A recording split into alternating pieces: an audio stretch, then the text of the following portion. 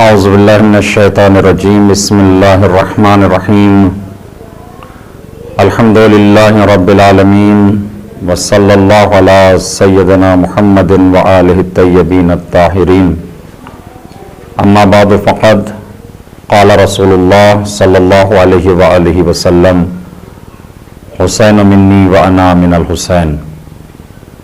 عزیزان گرامی، جیسا کہ آپ حضرات کو معلوم ہے کہ آہستہ آہستہ ایام اعزاء گزرتے جا رہے ہیں۔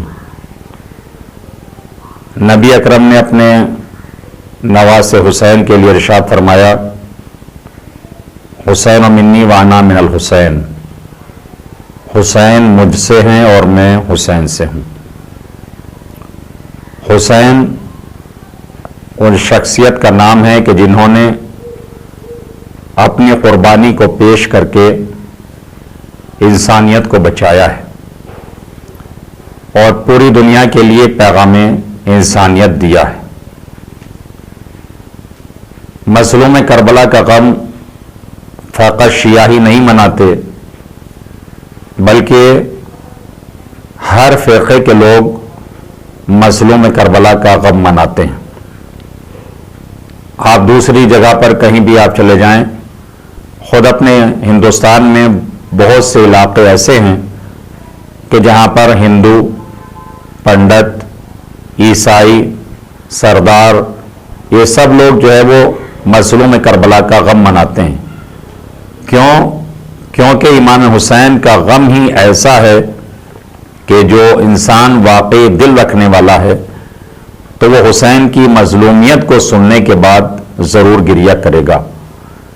جیسا کہ خود امام حسین علیہ السلام نے ارشاد فرمایا کہ اگر مومن اور مومنہ کے سامنے میرا ذکر کیا جائے گا اور میری مصیبت کو بیان کیا جائے گا تو یہ ناممکن ہے کہ وہ گریہ نہ کریں، وہ میری مصیبت پر نہ روئیں۔ عزیزان گرامی، کربلا کا واقعہ ایسا واقعہ ہے کہ ساری دنیا جانتی ہے، پہچانتی ہے کہ مظلوم کربلا کے ساتھ کتنے مظالم ڈھائے گئے ہیں۔ جب عاشور کے دن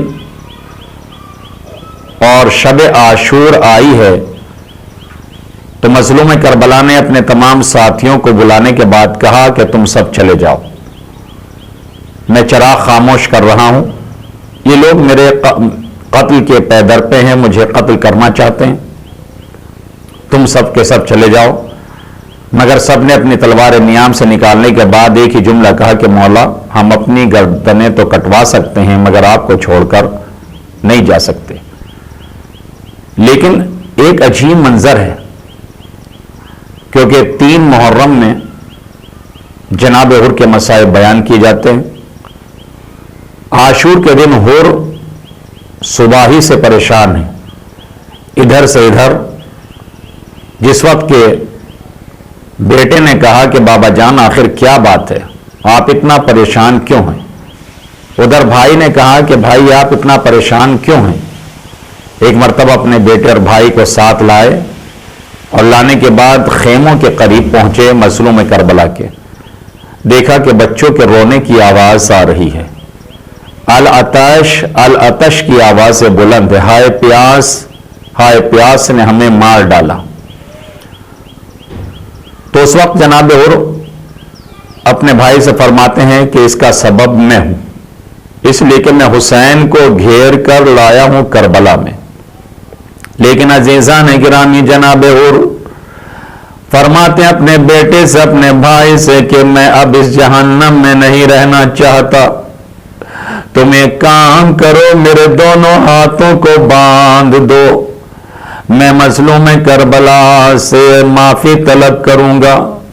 عزیزو، یہ چھوٹا سا قافلہ حسین کی طرف چلا، بیٹا بھی ساتھ ہے، بھائی بھی ساتھ ہے، غلام بھی ساتھ ہے، حر کے ہاتھ بدھے ہوئے ہیں۔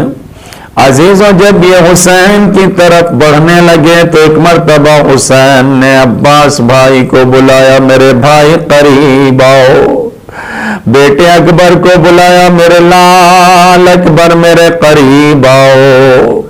عزیزو جس وقت کے حر کو آتا ہوا دیکھا تو حسین فرماتے ہیں بھیا عباس تم حر کے بھائی کا استقبال کرنا۔ اس کے بعد اکبر سے فرمایا میرے لال اکبر تم حر کے بیٹے کا استقبال کرنا۔ ہاں عزیزو حر آگے بڑھتے رہے، ایک مرتبہ بیٹا کہتا ہے بابا اے بابا آقا آگے بڑھ رہے ہیں۔ حر نے اپنے کو گھوڑے سے گرایا، گرنے کے بعد گھٹنیوں کے بل چلتے ہوئے حسین کے قدموں میں اپنا سر رکھ دیا۔ رکھنے کے بعد حر کہتے ہیں کہ مولا کیا میری گستاخی معاف ہو سکتی ہے؟ کیا میرا گناہ معاف ہو سکتا ہے؟ ایک مرتبہ امام نے حر کو اٹھایا، اٹھانے کے بعد سینے سے لگا کے کہا حر تیری ماں نے تیرا نام حر رکھا ہے، مگر حر تم اس وقت آئے ہو کہ ہم تمہاری مہمانی بھی نہیں کر سکتے، خیمے میں پانی موجود نہیں ہے۔ ہائے عزیزو یہ خبر زینب کو پتا چلی کہ حر حسین کی خدمت میں آئے۔ زینب نے حر کو سلام کہلا بھیجا۔ اب جو فضہ سلام لے کر آئی، آنے کے بعد ایک مرتبہ حر کو سلام کا، حر نے سر و سینہ پیٹ لیا۔ ہائے یہ کیسا وقت آ گیا کہ شہزادی غلام کو سلام کہلاتی ہیں۔ عزیزو عاشور کا دن شروع ہوا، اصحاب قتل ہونے لگے، شہادت پیش ہونے لگے۔ ایک مرتبہ حر آگے بڑھ کے کہتے مولا مجھے مرنے کی اجازت دیجئے، مگر حر کا بیٹا آگے بڑھ کے کہتے بابا آپ سے پہلے میں شہید ہونا چاہتا ہوں۔ اور فرماتے بیٹا میں بھی دیکھنا چاہتا ہوں کہ جوان بیٹے کا غم کیسا ہوتا ہے۔ عزیزان گرامی حسین نے حر کے بیٹے کو اجازت دی۔ حر کا بیٹا میدان کارزار میں پہنچا، جنگ کرنا شروع کی۔ ایک مرتبہ ظالموں نے حملے کیے، حر کا بیٹا آواز دیتا یا آقا ادرکنی، اے میرے آقا میری خبر لیجئے۔ حسین کے کانوں میں آواز گئی، حر نے اپنے بیٹے کی آواز سنی۔ عزیزو حر اپنے بیٹے کے لاشے کے قریب آئے، حسین بھی حر کے بیٹے کے لاشے پر پہنچ گئے، عباس بھی پہنچ گئے۔ حر چاہتے ہیں کہ اپنے جوان بیٹے کا لاشا اٹھائے، مگر حسین فرماتے حر یہ جوان میت ہے، یہ جوان بیٹا ہے، بوڑھے باپ سے نہ اٹھ سکے گا۔ میرا دل کہتا ہے حر نے کہا ہوگا آقا اس وقت کیا کیجئے گا کہ جب جوان بیٹے اکبر کے سینے میں برچھی لگے گی، اس وقت آپ کیسے جوان کا لاشا اٹھائیے گا؟ عزیزان گرامی وہ وقت بھی آیا کہ حسین نے حر کے بیٹے کے لاشے کو اٹھایا، مگر جب اکبر کے سینے میں برچھی لگی، حسین چاہتے تھے کہ اکبر کے لاشے کو اٹھائے، مگر جوان کا لاشا بوڑھے باپ سے نہ اٹھ سکا۔ ایک مرتبہ بنی ہاشم کے بچوں کو آواز دی، اے بنی ہاشم کے بچوں آؤ اکبر کا لاشا اٹھاؤ۔ عزیزان گرامی اکبر کا لاشا اٹھایا گیا، تنہا حسین سے اکبر کا لاشا نہ اٹھ سکا۔ عزیزو حر کہتے کہ مولا اے مولا میں نے بھی دیکھ لیا جوان بیٹے کا غم کیسا ہوتا ہے، لیکن اب مجھے بھی مرنے کی اجازت دے دیجئے۔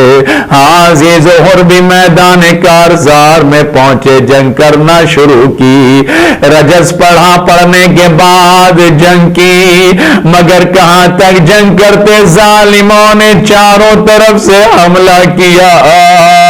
ایک مرتبہ حر نے گرتے ہوئے آواز دی، یا آقا ادرکنی، اے میرے آقا میری خبر لیجئے۔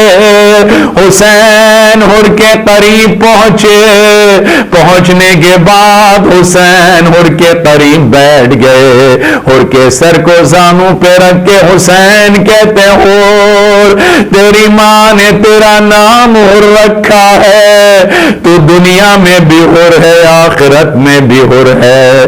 ایک مرتبہ حر کہتے ہیں کہ مولا مجھے معاف کر دیجئے۔ حر نے پیروں کو سمیٹنا شروع کیا، حسین فرماتے حر یہ پیروں کو کیوں سمیٹ رہے ہو؟ اور کہتے ہیں مولا کوئی بی بی ارے ادھر چلی آ رہی ہے۔ حسین فرماتے اور پیروں کو سمیٹ لے، یہ کوئی اور نہیں، یہ میری دکھیاری ماں جنت البقیع سے چلی آ رہی ہے۔ ارے پہلو شکستہ میری مادر گرامی ہے۔ لعنت اللہ علی القوم الظالمین۔